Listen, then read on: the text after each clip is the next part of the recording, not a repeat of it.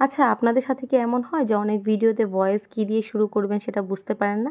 আমার সাথে কিন্তু অনেক বেশি হয় যে ভয়েস কী দিয়ে শুরু করব সেটা বুঝতেই পারি না। যেমন এই ভিডিওটা আমি ৩ বার কাট করলাম, বিভিন্ন ধরনের ভয়েস দিয়ে শুরু করলাম, কিন্তু এটা আমার কেন জানি ভালো লাগছিল না, তাই আমি বারবার চেঞ্জ করে দিচ্ছিলাম।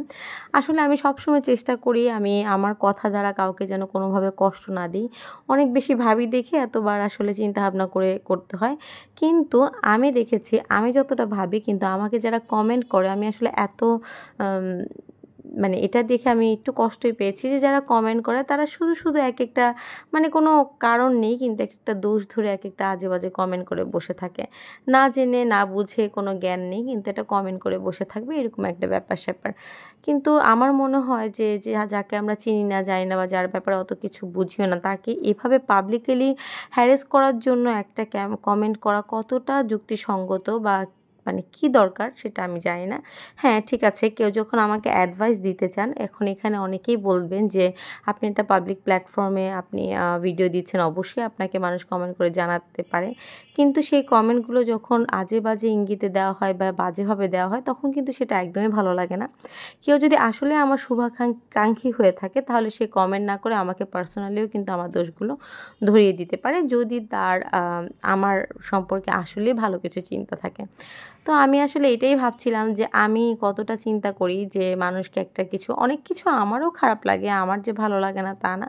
কিন্তু আমি ওই ব্যাপারগুলো জাস্ট ইগনোর করে যাই। কারণ আসলে আমার জন্য তো কেউ পরিবর্তন হবে না।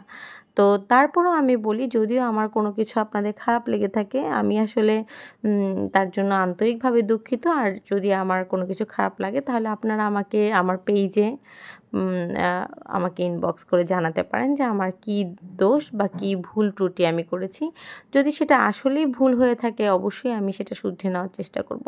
এই কেকটা কিন্তু অনেক বেশি সুন্দর একটি কেক ছিল। আমার কাছে খুব ভালো লেগেছে। পুরো কেকের ডিজাইনটা অনেকটা আমারই করা, মানে আমার নিজের আইডিয়া থেকে করা। আমার যে ক্লায়েন্ট সে আপু কিছুটা আমার কাছে জানতে চেয়েছিল যে আপু এরকম একটা কেক চাচ্ছি।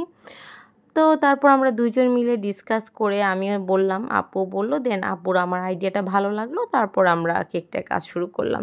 আসলে কাস্টমাইজ কেকগুলো এভাবেই করতে হয়।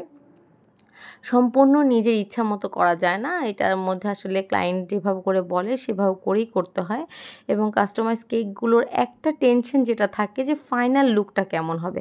কারণ বেশিরভাগ সময় কাস্টমাইজ কেকগুলো আমরা একটা থেকে আরেকটা একটু ডিফারেন্ট হয়।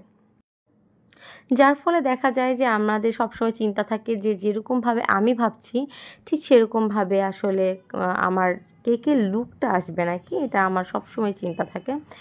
তো আলহামদুলিল্লাহ সবসময় ক্লায়েন্টেরও পছন্দই হয় যেহেতু আমি কেক রেডি করে তারপর ছবি পাঠিয়ে দিই। তো ক্লায়েন্টেরও পছন্দই হয় এই পর্যন্ত। তো যাই হোক এই ছিল আমার আজকের কেক। সবাই ভালো থাকবেন, সুস্থ থাকবেন। আল্লাহ হাফেজ।